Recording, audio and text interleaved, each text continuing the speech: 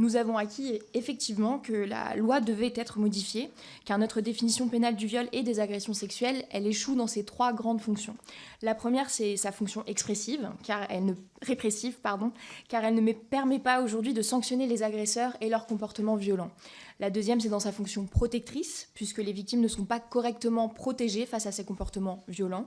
La troisième, dans sa fonction expressive enfin, car notre droit n'incarne plus les valeurs de notre société et ne rend pas compréhensible l'interdit pourtant suprême de jouir du corps d'autrui sans son accord. Personne n'a le droit d'accéder à l'intimité de quelqu'un sans son accord. Et si nous voulons prétendre à une éducation à la vie relationnelle, affective, sexuelle, respectueuse, il me semble qu'affirmer clairement ce principe dans notre droit est un point de départ essentiel.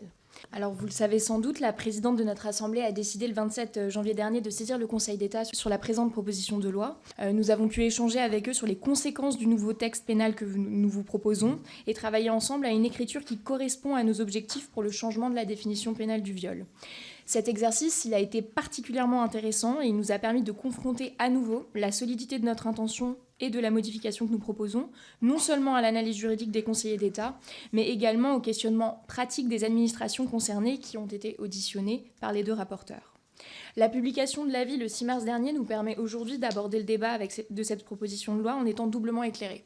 Éclairés d'une part, je le disais, par les travaux que nous avons pu mener au sein de la délégation aux droits des femmes, et qui nous offre une connaissance approfondie du contexte dans lequel nous évoluons, et éclairé d'autre part par cet avis du Conseil d'État qui nous offre une confirmation juridique et technique de la pertinence de notre texte. Afin de consolider l'écriture que nous proposons, le Conseil d'État a également formulé plusieurs recommandations sur la rédaction que nous comptons entièrement suivre. Ça a été un travail nourri pour trouver des points d'équilibre tout en respectant l'intention du législateur. Nous avons dans notre texte proposé plusieurs précisions qui visent à guider le juge dans son appréciation de la validité du consentement.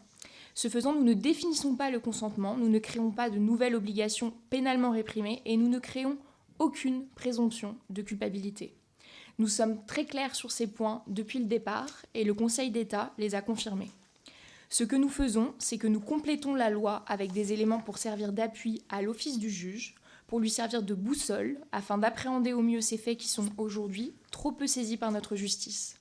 Nous donnons ainsi des indications pour clarifier ce que peut être le consentement et ce qu'il ne peut pas être, en précisant notamment certains cas dans lesquels il ne saurait être déduit.